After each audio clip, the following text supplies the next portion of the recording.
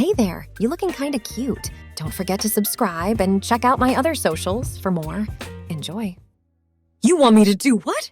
He asked, his voice barely above a whisper. Martha, her frail form propped up by pillows, reached out and patted his arm. I know it's a lot to ask, dear, but it would mean the world to me, just for Easter weekend. Walker ran a hand through his short, dark hair, his mind racing. But why? I don't understand. Martha's eyes filled with a mixture of sadness and longing. I never had a granddaughter, Walker. And now, well, she gestured weakly at the monitors surrounding her bed. I won't get the chance. I just want to experience that joy, even if it's just pretend before I go.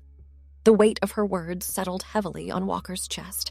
He'd been with Martha since he was 12. An angry and confused boy bounced from one foster home to another.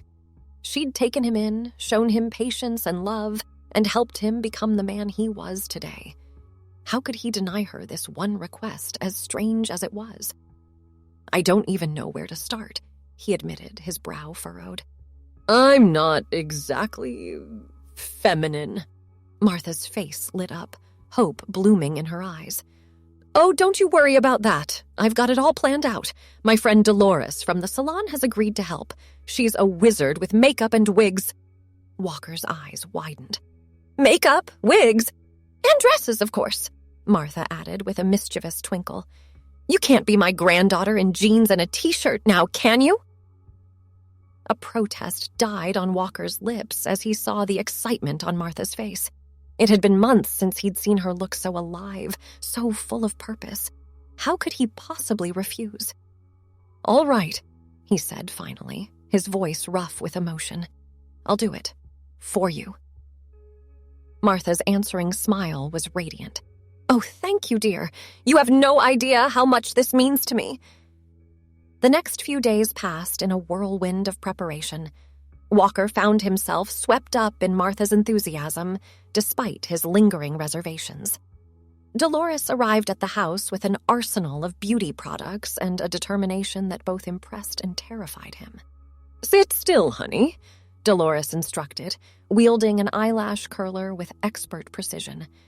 Beauty is pain, but it's worth it. Walker gritted his teeth, fighting the urge to sneeze as she dusted powder across his face. I'm not sure I agree with that sentiment, Dolores chuckled, stepping back to survey her work. Well, you might change your mind when you see the finished product. Martha, sweetie, can you hand me that wig? Martha, who had insisted on being present for the transformation, carefully passed over a wig of long chestnut waves. Walker watched in the mirror as Dolores secured it in place, marveling at how different he already looked. Now for the piece de resistance, Martha announced, wheeling over a garment bag. I hope you don't mind, dear, but I took the liberty of picking out a few outfits for you. Walker's eyes widened as Martha unzipped the bag, revealing a selection of feminine dresses in soft pastels and floral prints. Oh boy, he muttered under his breath. Don't worry, we'll start with something simple, Martha assured him, pulling out a pale blue sundress.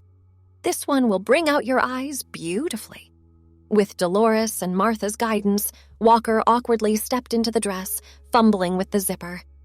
The fabric felt foreign against his skin, light and airy in a way he wasn't accustomed to. When he finally turned to face the full-length mirror, he barely recognized himself. The person staring back at him was undeniably feminine. The makeup softened his features, the wig framed his face in gentle waves. It was unsettling, yet strangely fascinating. Oh, Walker! Martha breathed, her eyes shining with unshed tears. You look absolutely beautiful. Walker shifted uncomfortably, unused to the feeling of bare legs and the slight breeze around his knees. I feel ridiculous, he admitted. Dolores clucked her tongue. Nonsense. You look lovely. Now let's practice walking in those heels. The next hour was spent with Walker teetering around the living room, his ankles wobbling precariously as he attempted to master the art of walking in high heels. By the time he felt somewhat steady, his feet were aching, and his respect for women who wore these contraptions daily had increased tenfold. Remember, small steps, Martha coached from her wheelchair. And keep your chin up. Confidence is key. Walker nodded, taking a deep breath as he made another circuit of the room. I think I'm getting the hang of it, he said, his voice higher and softer than usual, another skill Dolores had insisted he practice. Wonderful, Martha beamed. Now let's go over the backstory we've created for you. Your name is... Wendy, Walker supplied, reciting the details they'd concocted. I'm your granddaughter from out of town, visiting for Easter weekend. I work as a kindergarten teacher.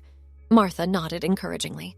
Perfect. And remember, you're shy around strangers, so if anyone gets too inquisitive, you can always excuse yourself politely. Walker laughed nervously. I have a feeling I'll be doing a lot of that. As the sun began to set, casting long shadows across the living room, Martha wheeled herself over to where Walker stood. She reached up, taking his hand in hers. Thank you for doing this, dear. I know it's not easy for you. Walker squeezed her hand gently, careful not to smudge the pale pink polish on his nails. Anything for you, Martha. You've done so much for me over the years. This is the least I can do. Martha's eyes welled up with tears. You've been such a blessing in my life, Walker. I couldn't have asked for a better son. The word son hit Walker hard, reminding him of the unconditional love and acceptance Martha had shown him from the very beginning. He knelt down beside her wheelchair, enveloping her in a careful hug. And I couldn't have asked for a better mother, he whispered. As they broke apart, both wiping away tears, Martha straightened up in her chair. Now then, she said, her voice full of determination. Let's get some practice in before your big debut tomorrow. Why don't you pour us some tea, dear? We can work on your mannerisms. Walker nodded, smoothing down his dress as he stood. Yes, Grandma, he said with a small smile, slipping into character. The rest of the evening was spent in an odd sort of dress rehearsal, with Walker practicing his feminine gestures and speech patterns under Martha's watchful eye. By the time he crawled into bed that night, his head was spinning with all the new information he'd absorbed. As he lay in the darkness, staring up at the ceiling, Walker couldn't help but wonder what the next few days would bring. He felt a mix of anxiety and a strange sort of excitement. Whatever happened, he was determined to make this weekend special for Martha. She deserved nothing less. The following morning dawned bright and clear. Perfect weather for Easter Sunday. Walker woke early, his stomach churning with nerves as he remembered what lay ahead. He took a deep breath, steeling himself for the day to come. After a quick shower, being careful not to wet his wig, Walker began the process of transforming into Wendy. He applied his makeup with shaky hands, grateful for Dolores's intensive lessons. The dress he chose for the day was a pretty floral number, paired with sensible flats. He wasn't quite ready to brave heels in public just yet. When he emerged from his room, Martha was waiting in the hallway, her face lighting up at the sight of him. "Oh, you look wonderful, dear," she exclaimed. "Are you ready for our outing?" Walker nodded, tugging self-consciously at the hem of his dress. "As ready as I'll ever be, I suppose." They had planned a simple day out, a visit to the local park for an Easter egg hunt, followed by lunch at Martha's favorite cafe. Nothing too challenging for Walker's first public appearance as Wendy, but still enough to fulfill Martha's wish of spending time with her granddaughter. As they made their way to the park, Walker couldn't shake the feeling that everyone was staring at him. He kept his eyes down, focusing on pushing Martha's wheelchair and trying not to trip over his own feet. "Chin up, dear," Martha reminded him gently. "Remember, you're a confident young woman." Walker took a deep breath and lifted his gaze, forcing a small smile onto his face. To his surprise, the looks he was receiving seemed more curious than judgmental. A few people even smiled back at him. The park was bustling with families enjoying the Easter festivities. Children darted about, searching for hidden eggs, while parents chatted and laughed nearby. Walker felt a pang of nostalgia, remembering the Easters he'd spent with Martha in his youth. "Why don't you join in the egg hunt?" Martha suggested, her eyes twinkling. "I'm sure they wouldn't mind." Walker balked at the idea. "Oh, I don't know if that's—" "Excuse me," a cheerful voice interrupted.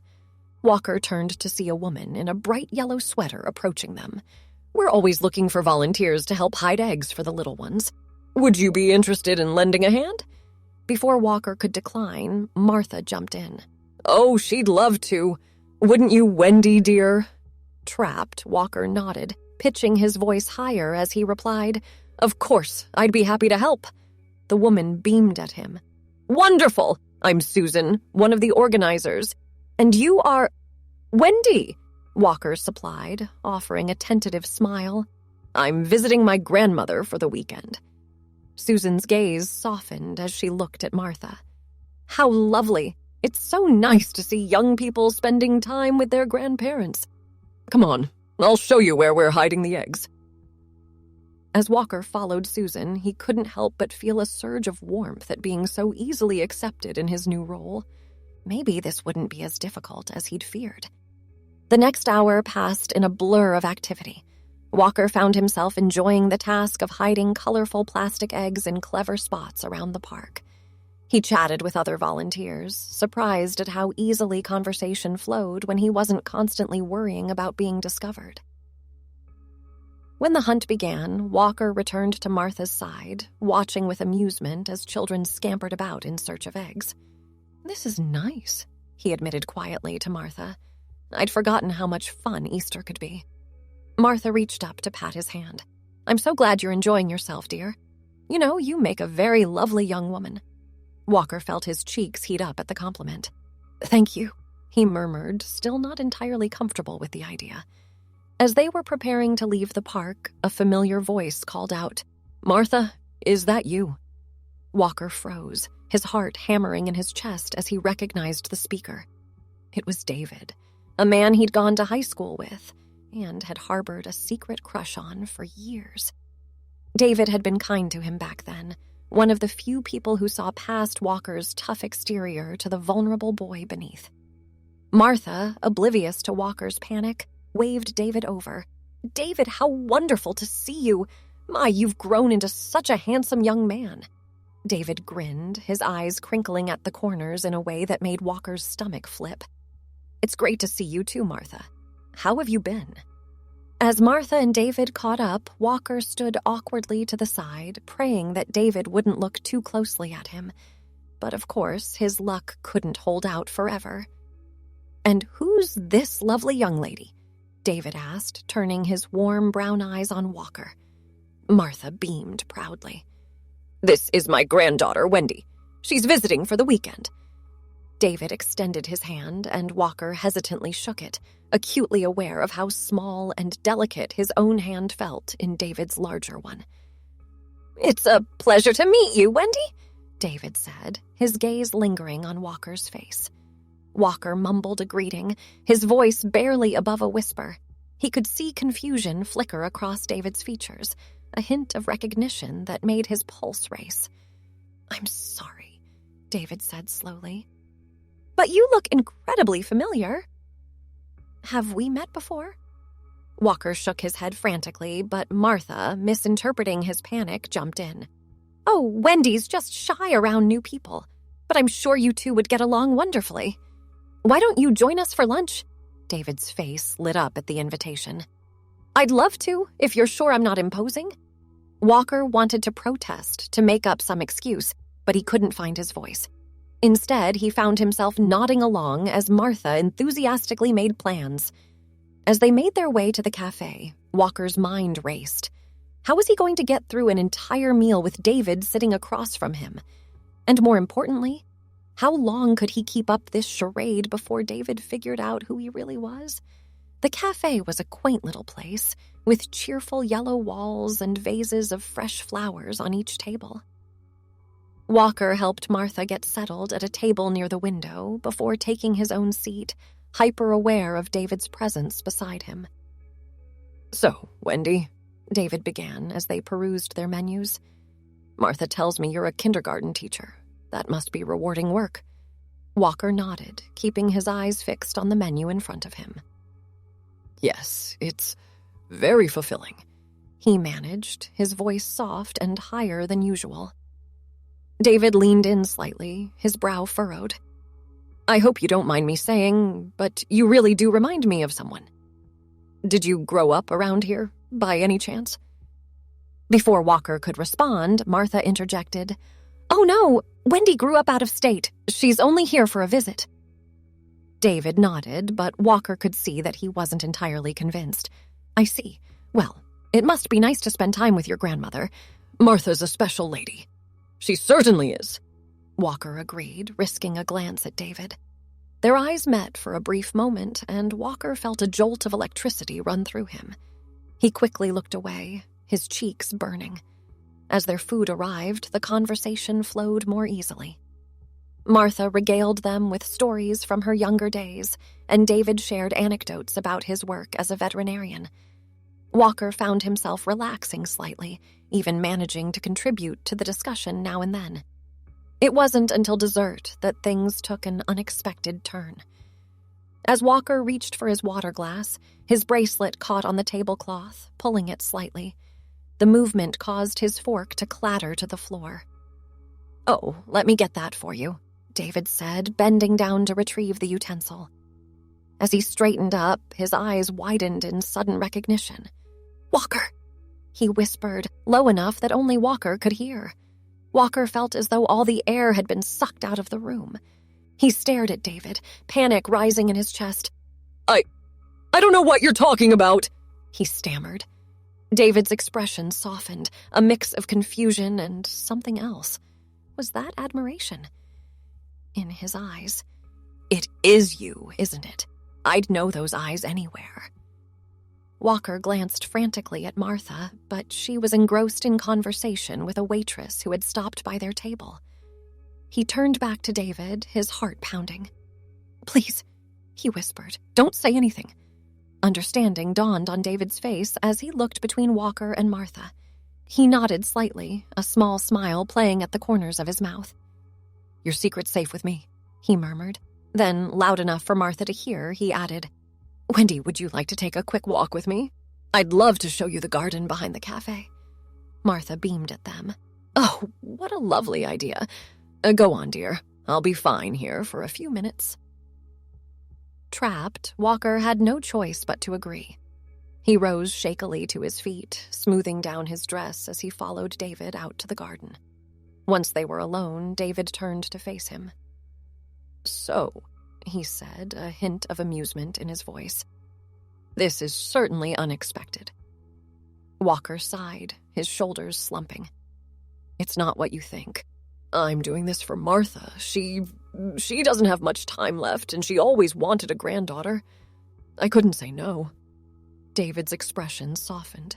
That's incredibly sweet of you, Walker. I always knew you had a big heart under that tough exterior.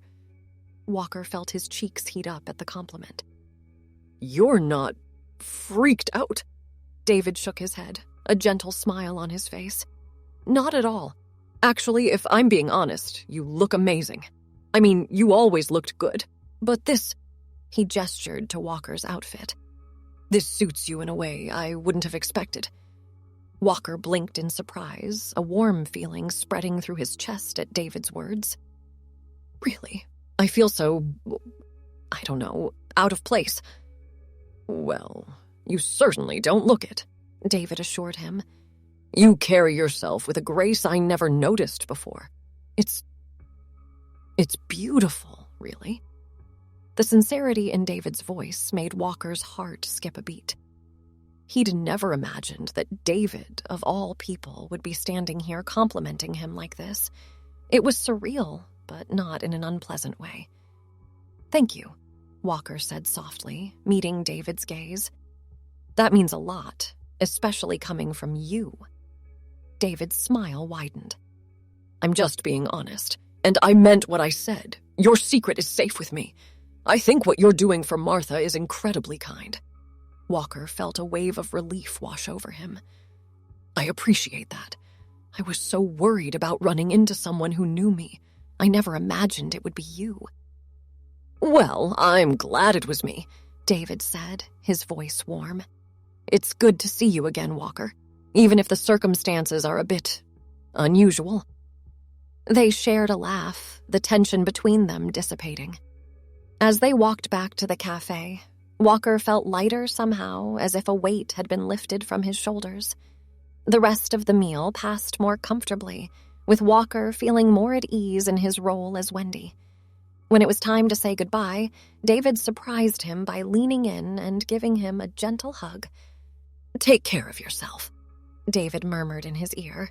"And Walker, you really do look beautiful." As David walked away, Walker felt a flutter in his stomach that had nothing to do with anxiety. He turned to Martha, who was watching him with a knowing smile. "He seems like a lovely young man," Martha said, her eyes twinkling. "Perhaps you two could get together again before you leave." Walker nodded, a small smile playing at his lips. "Maybe we will," he said softly, realizing that he actually meant it. As they made their way home, Walker found himself reflecting on the events of the day. What had started as an uncomfortable favor for Martha had turned into something unexpectedly enjoyable.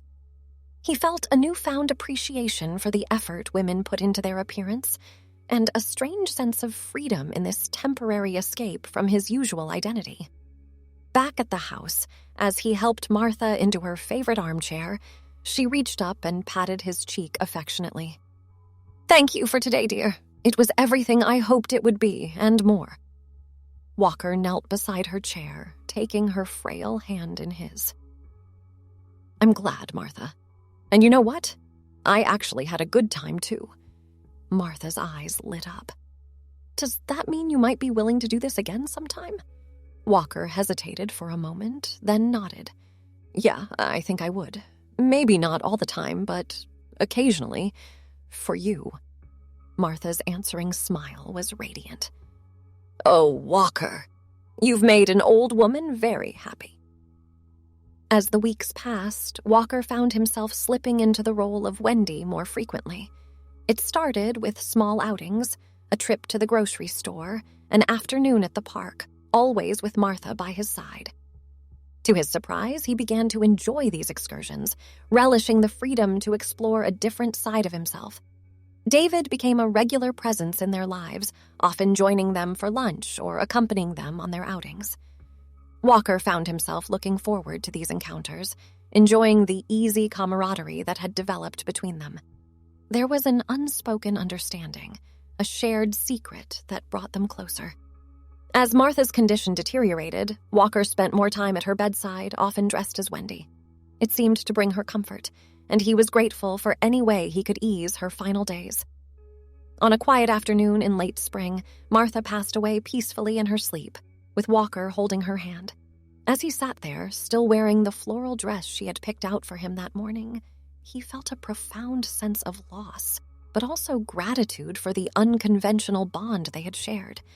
In the days that followed, as Walker dealt with the practicalities of Martha's passing, he found himself reaching for Wendy's clothes more often than not. It had become a source of comfort, a way to feel close to Martha even after she was gone. It was David who finally broached the subject, gently asking Walker about his plans now that Martha was no longer there. "Will you keep dressing as Wendy?" he asked hesitantly. Walker considered the question carefully. "I think I will," he said slowly. "Not all the time, but it's become a part of me now, a part I'm not ready to let go of."